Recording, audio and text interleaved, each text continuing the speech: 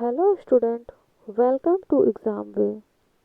ये आपकी केमिस्ट्री की क्लास है और आज हम लोग केमिस्ट्री की क्लास में करेंगे चैप्टर थर्ड, जिसका नाम है रेडियो एक्टिविटी। रेडियो सक्रियता के बारे में आज हम लगभग 50 क्वेश्चंस करेंगे। इससे पहले भी मैंने आपकी केमिस्ट्री की 3 4 क्लासेस ली, जिसमें मैंने 2 लेसन्स को, आपके 2 चैप्टर्स को कंप्लीट करा दिए। यदि अभी तक आपने उनको नहीं देखा तो मैं लिंक डिस्क्रिप्शन में लिंक दे दूंगी, तो आप उससे जाकर उसको देख लीजिए।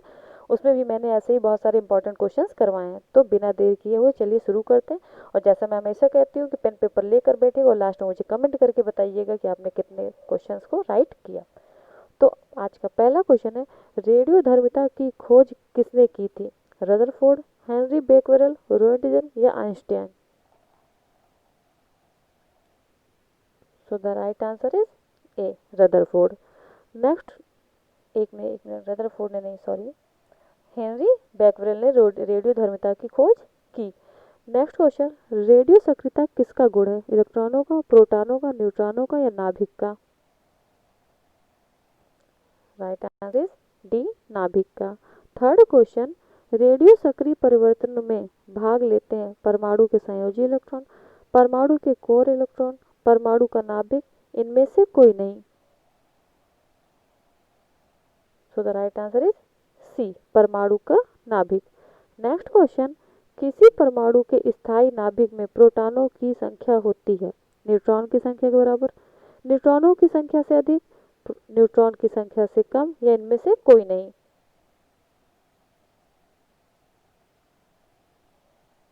सो राइट आंसर है आपका सी, न्यूट्रॉनों की संख्या से कम, मतलब कि किसी परमाणु के स्थायी नाभिक में प्रोटॉनों की संख्या हमेशा न्यूट्रॉनों से कम होती है। नेक्स्ट क्वेश्चन, रेडियो धर्मिता का यूनिट होती है एंगस्ट्रॉम, कैंडला, फर्मी या curie? Right answer is D, curie. Six number, radio धर्मी तत्व किसका उत्सर्जन करते हैं? पराबैंगनी किरणों का, अल्फा बीटा गामा विकिरण का, रेडियो तरंगों का या अवरक्त तरंगों का?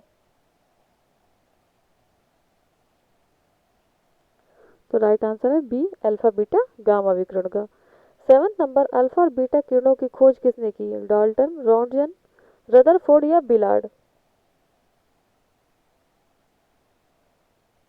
Right answer is C, Rutherford ने अल्फा बीटा किरणों की खोज की। नेक्स्ट क्वेश्चन, किस वैज्ञानिक ने गामा किरणों की खोज की? विलार्ड, रदरफोर्ड, रॉन्टगन या डाल्टन?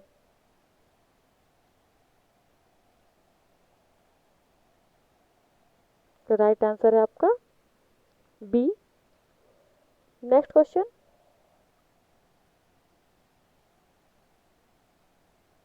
निम्न में से कौन रेडियो सक्रिय किरण हीलियम नाभिक के समकक्ष होता है? अल्फा किरण, बीटा किरण, गामा किरण या इनमें से कोई नहीं? तो right answer is A, helium नाभिक के समकक्ष होता है बीटा किरण। नेक्स्ट क्वेश्चन, नाभिक से निकलने वाले विकिरणों में किसकी वेधन क्षमता सर्वाधिक होती है? अल्फा किरणों की, बीटा किरणों की, गामा किरणों की, इनमें से किसी की नहीं? राइट आंसर है सी, गामा किरणों की। नेक्स्ट क्वेश्चन, अल्फा किरणें H plus ion, He++ ion, electron या प्रोटॉन किसके बराबर होती है? अल्फा किरणें किसको कहा जाता है? तो राइट आंसर है आपका बी, हीलियम, मतलब He++ ion. Next question,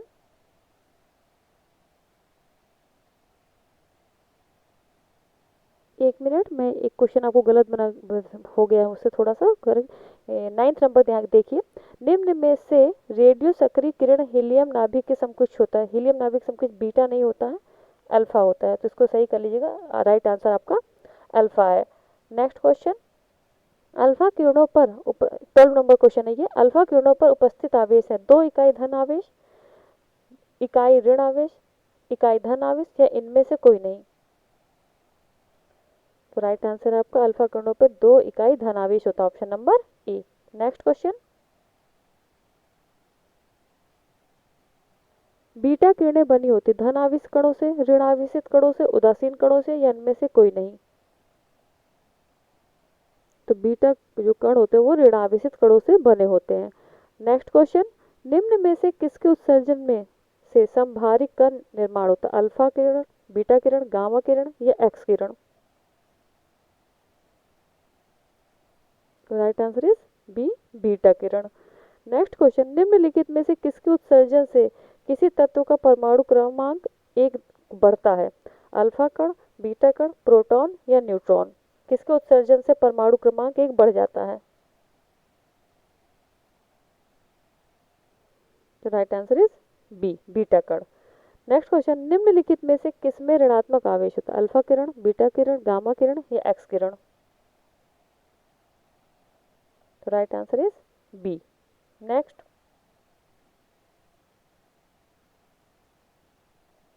electron का समरूप कौन सा है? अल्फा कण, बीटा कण, गामा कण या हाइड्रोजन परमाणु? तो इलेक्ट्रॉन का समरूप होता है बीटा कण। नेक्स्ट क्वेश्चन, समान ऊर्जा की अल्फा किरणों की तुलना में बीटा किरणों की वेधन क्षमता अधिक होती है, क्योंकि बीटा किरणें ऋणावेशित इलेक्ट्रॉनों की बनी होती हैं। बीटा किरणों का द्रव्यमान नगण्य होने से उनका वेग अधिक होता है। अल्फा किरणें धन आवेशित होती हैं तथा उन पर दो मात्रक आवेश होता है। इलेक्ट्रॉन अभ्रम अर्थात कि इलेक्ट्रॉन क्लाउड द्वारा बीटा किरणें प्रतिकर्षित होती हैं, जबकि अल्फा किरणें आकर्षित होती हैं। तो राइट आंसर क्या होगा 18 नंबर का?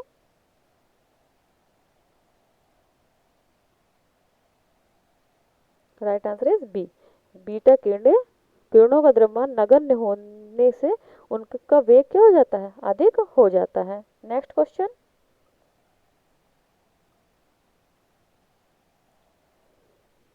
बीटा किरणें किस प्रकार का आवेश वहन करती हैं? धनात्मक, ऋणात्मक, शून्य आवेश या इनमें से कोई नहीं? The right answer is B, ऋणात्मक आवेश वहन करती हैं। गामा किरण 20 नंबर क्वेश्चन, गामा किरणें किससे बनी होती हैं? मेसॉन कण, न्यूट्रिनो कण, हिग्स बोसॉन कण या विद्युत चुंबकीय तरंगे? तो right answer is D. Right answer is D. एक मिनट, विद्युत चुंबकीय तरंगों से गामा किरणें बनी होती हैं। नेक्स्ट क्वेश्चन,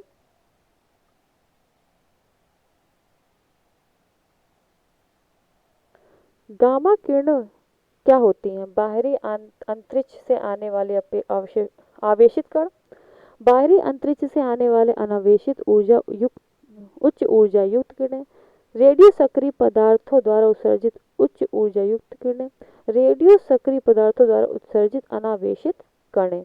क्या होता है आंसर इसका? क्या होगा 21 का? आंसर इज सी, रेडियो सक्रिय पदार्थों द्वारा उत्सर्जित उच्च ऊर्जा युक्त कण होते हैं, ये किरणें होती हैं। नेक्स्ट क्वेश्चन, निम्नलिखित में से किस किरण की वेधन क्षमता सबसे अधिक होती है? अल्फा किरणों की, बीटा किरणों की, गामा किरणों की या इनमें से कोई नहीं? तो right answer is C, gamma किरणों की वेधन क्षमता सबसे अधिक होती है। नेक्स्ट क्वेश्चन, निम्नलिखित में से किस परकिरण की आयनन क्षमता सबसे कम होती है? अल्फा किरणों की, बीटा किरणों की, गामा किरणों की या इनमें से कोई नहीं? तो right answer is C, gamma किरणों की आयनन क्षमता से याद रखिएगा, गामा किरणों की जो आयनन क्षमता होती है वो सबसे कम होती है और वेधन क्षमता सबसे ज़्यादा होती है, जबकि अल्फा कणों की वेधन क्षमता सबसे कम होती है लेकिन आयनन क्षमता सबसे ज़्यादा होती है। नेक्स्ट क्वेश्चन, निम्नलिखित में से किस किरण की आयनन क्षमता सबसे अधिक होती है? अल्फा किरणों की, बीटा किरणों की, गामा किरणों की, इनमें से कोई नहीं? अभी इसके पहले ही मैंने आपको आंसर दिया है कि सबसे अधिक आयनन क्षमता होती है अल्फा किरणों की। नेक्स्ट क्वेश्चन, समस्त रेडियो सक्रिय पदार्थ क्षय होने के पश्चात किसमें अंतिम रूप से बदल जाते हैं? कोरेंडम में, सीसा में, कैडमियम में या जस्ता में? तो राइट आंसर इज बी, सीसा, लेड, मतलब कि पीबी, क्योंकि इसका जो परमाणु क्रमांक होता है 82 होता है और परमाणु क्रमांक 82 के ऊपर जो होते सारे रेडियो सक्रिय तत्व होते हैं, 82 से नीचे वाले सारे 82 तक सारे क्या होते हैं? रेडियो सक्रिय तत्व नहीं होते। तो लास्टली जब वो क्षय होता है तो सीसा तक आकर वो क्या हो जाते हैं, बदल जाते हैं। उसके बाद वो रेडियो सक्रिय नहीं रह जाता है। नेक्स्ट क्वेश्चन, न्यूनतम पारगम शक्ति किरण कौन सी है? अल्फा किरण, एक्स किरण, गामा किरण या बीटा किरण? Right answer is A, alpha किरण। किस रेडियो एक्टिव तत्व का नाम उससे उसके खोजकर्ता के देश के नाम पर रखा गया है? रेडियम, यूरेनियम, पोलोनियम या पैलेडियम?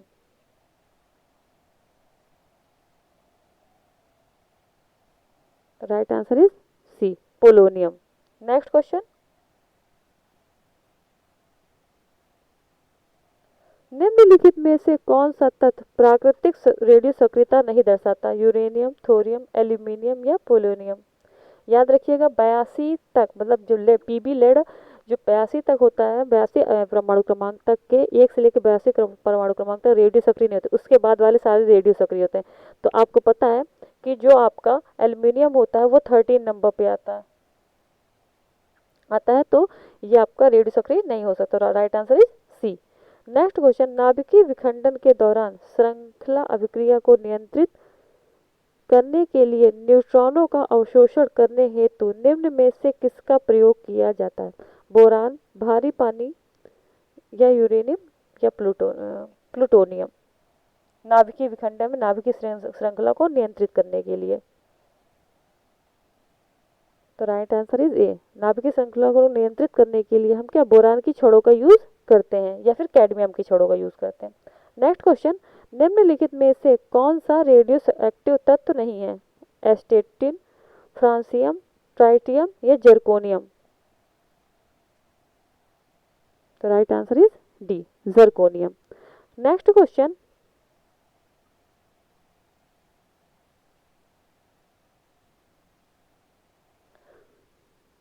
विघटनाभिक रेडियोधर्मी वस्तुओं को किससे बने पात्र में रखना चाहिए? लेड, मतलब अर्थात कि पीबी, इस्पात, एफी आयरन और या फिर एल्यूमिनियम एल? किसमें रखना चाहिए? तो right answer is A, PB, lead. Next question, एक बीटा कण के उत्सर्जन से परमाणु संख्या तथा परमाणु द्रव्यमान में क्या परिवर्तन होता है? परमाणु क्रमांक में एक वृद्धि व परमाणु द्रव्यमान अपरिवर्तित रहता है। परमाणु क्रमांक में एक कमी व परमाणु द्रव्यमान परिवर्तित रहता है। परमाणु क्रमांक अपरिवर्तित व परमाणु क्रमांक द्रव्यमान में एक की वृद्धि, परमाणु क्रमांक अपरिवर्तित व परमाणु द्रव्यमान में एक की कमी। क्या होगा इसका राइट आंसर? तो बीटा कण के एक उत्सर्जन में परमाणु क्रमांक में एक की वृद्धि होती है, बल्कि उसका द्रव्यमान जो होता है वो अपरिवर्तित रहता है। नेक्स्ट क्वेश्चन, एक अल्फा कण के उत्सर्जन से परमाणु क्रमांक और परमाणु द्रव्यमान में क्या परिवर्तन होता है? परमाणु क्रमांक में एक की वृद्धि व परमाणु द्रव्यमान अपरिवर्तित, परमाणु क्रमांक में एक की कमी व परमाणु द्रव्यमान अपरिवर्तित, परमाणु क्रमांक में 2 की कमी व परमाणु द्रव्यमान में 4 की वृद्धि, पर या डी नंबर, परमाणु क्रमांक में 2 तथा परमाणु द्रव्यमान में 4 की कमी।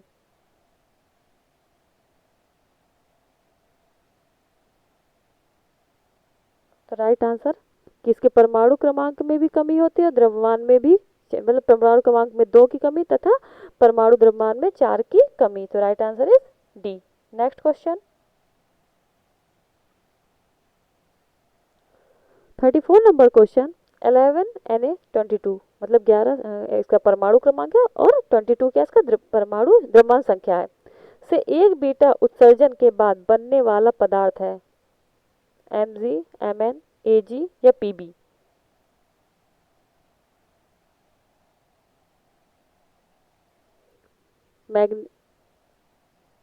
मैग्नीशियम, मैग्नीज, सिल्वर या फिर लेड? क्या बनेगा? Right answer is A, magnesium. Next question, 92 uranium 236 से 87 यूरेनियम 224 में कितने अल्फा व बीटा कण उत्सर्जित होंगे? 3 alpha 4 beta, 3 alpha 5 beta, 7 alpha 3 beta, 3 alpha या 1 बीटा?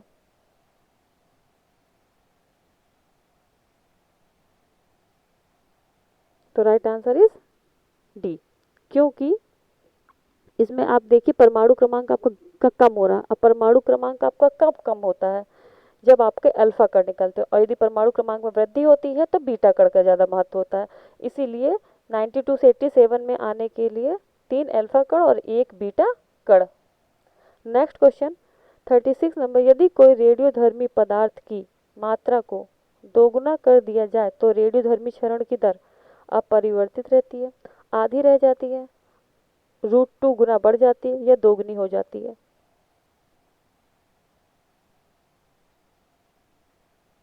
राइट आंसर इज ए, अपरिवर्तित रहती है। नेक्स्ट क्वेश्चन, यदि 92 यूरेनियम 238 विघटित होकर 91 पैलेडियम 234 बनता है तो कितने अल्फा और बीटा कणों का उत्सर्जन होगा? 1 alpha 1 beta, 2 alpha 2 beta, 1 alpha 2 beta, 2 alpha 1 beta? So right answer is A, 1 alpha और 1 बीटा का। नेक्स्ट क्वेश्चन, रेडियोधर्मी पदार्थ का आधा जीवन काल 70 दिन का है, उसी पदार्थ का ग्राम 1 ग्राम कितने दिन बाद 0.25 ग्राम रह जाएगा?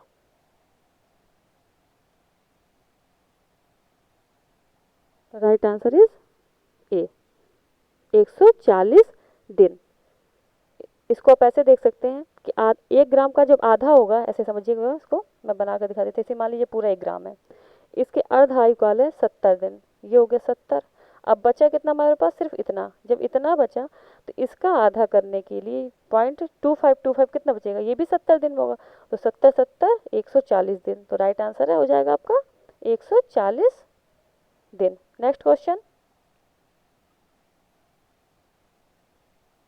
यदि किसी रेडियोधर्मी पदार्थ का अर्ध जीवन काल 1 दिन हो तो 4 दिन के पश्चात उसकी प्रारंभिक मात्रा का कितना भाग शेष रह जाएगा?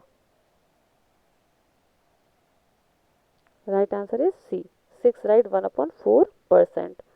40 नंबर, एक रेडियो एक्टिव पदार्थ की अर्ध आयु 4 महीने है, इस पदार्थ के 3/4 भाग का क्षय होने में लगा समय 3 महीने, 4 महीने, 8 महीने या 12 महीने? राइट आंसर इज सी, 8 महीने। नेक्स्ट, वह प्रणाली क्या कहलाती है जो प्रागैतिहासिक पदार्थों का काल निर्धारण करने के लिए विघटन नाभिकता का प्रयोग करती है, मतलब रेडियो एक्टिविटी का? रेडियम काल निर्धारण, यूरेनियम काल निर्धारण, कार्बन काल निर्धारण या ड्यूटेरियम काल निर्धारण? So the right answer is C. Next question,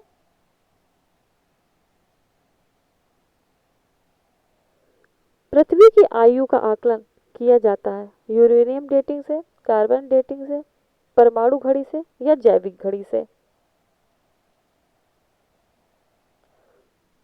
तो पृथ्वी की आयु का जो आकलन है वो हम करते हैं यूरेनियम डेटिंग से। नेक्स्ट क्वेश्चन, रेडियो कार्बन काल निर्धारण किसकी आयु का आकलन करने के लिए प्रयुक्त किया जाता है? मृदा, स्मारक, जीवाश्म या चट्टाने? Right answer is C. 1 minute,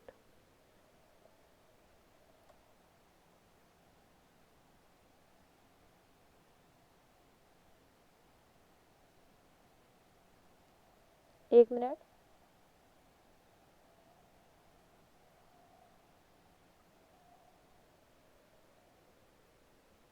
right answer is C. Next question,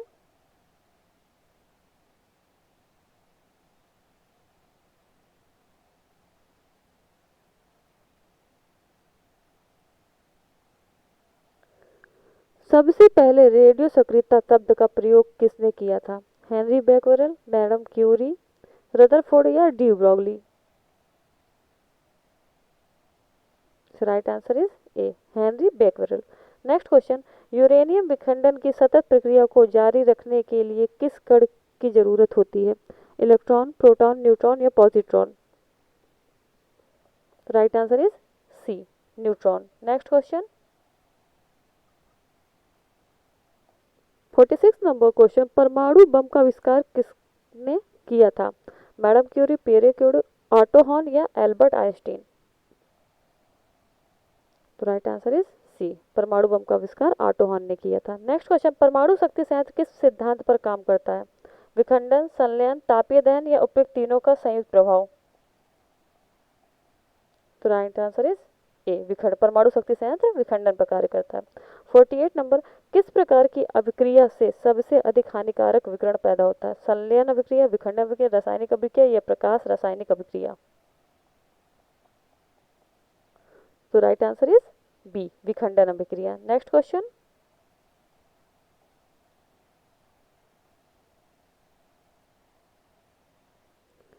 निम्न में से कौन सा सौर ऊर्जा का स्रोत है? नाभिकीय विखंडन, नाभिकीय संलयन, कृत्रिम रेडियोधर्मिता, एक्स किरणें उत्सर्जन?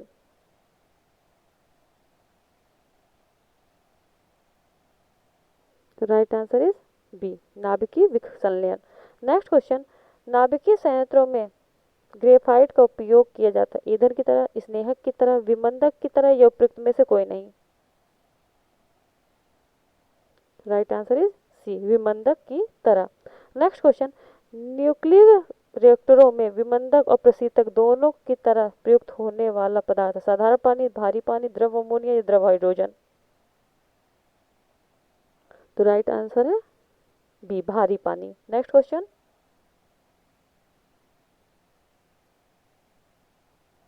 रेडियोधर्मिता नापी जाती है गीगर वूलर काउंटर से, पोलरीमीटर से, कैलोरीमीटर से या बैरोमीटर से? तो right answer is A, Geiger Muller counter से रेडियोधर्मिता नापी जाती है। नेक्स्ट क्वेश्चन, हाइड्रोजन बम किस सिद्धांत पर कार्य करता है? नियंत्रित विखंडन अभिक्रिया, अनियंत्रित विखंडन अभिक्रिया, नियंत्रित संलयन अभिक्रिया या अनियंत्रित संलयन अभिक्रिया?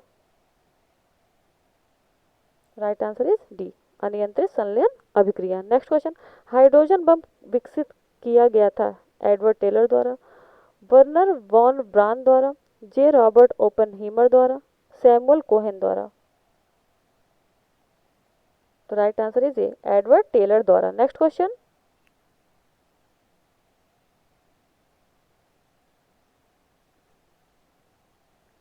रेडियोधर्मिता पदार्थ में किस दौरान कोई परिवर्तन द्रव्यमान या आवेश में नहीं होता है? बीटा उत्सर्जन में, गामा उत्सर्जन में, ऑक्सीकरण में या अल्फा उत्सर्जन में? Right answer is B, gamma उत्सर्जन में। नेक्स्ट क्वेश्चन, निम्नलिखित रेडियो तत्वों में से किसका उपयोग मनुष्य के शरीर में रक्त प्रवाह की गति के मापन में किया जाता है? Radio phosphorus, radio iodine, radio iron या रेडियो सोडियम?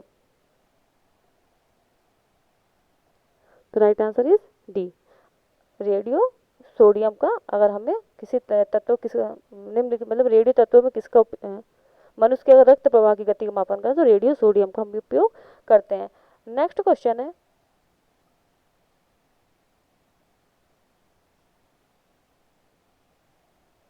अल्फा, बीटा तथा गामा की वेधन शक्तियां अपने अवरोही क्रम में किस क्रम में होती हैं वेधन क्षमता के अकॉर्डिंग? तो आपको पता है कि गामा की वेधन क्षमता सबसे अधिक होती है, उसके बाद बीटा की, उसके बाद फिर अल्फा की। तो राइट आंसर हो जाएगा आपका बी। आज इतने ही क्वेश्चंस रेडियो सक्रियता के, कल मैं आपको एक नया टॉपिक लेकर आऊंगी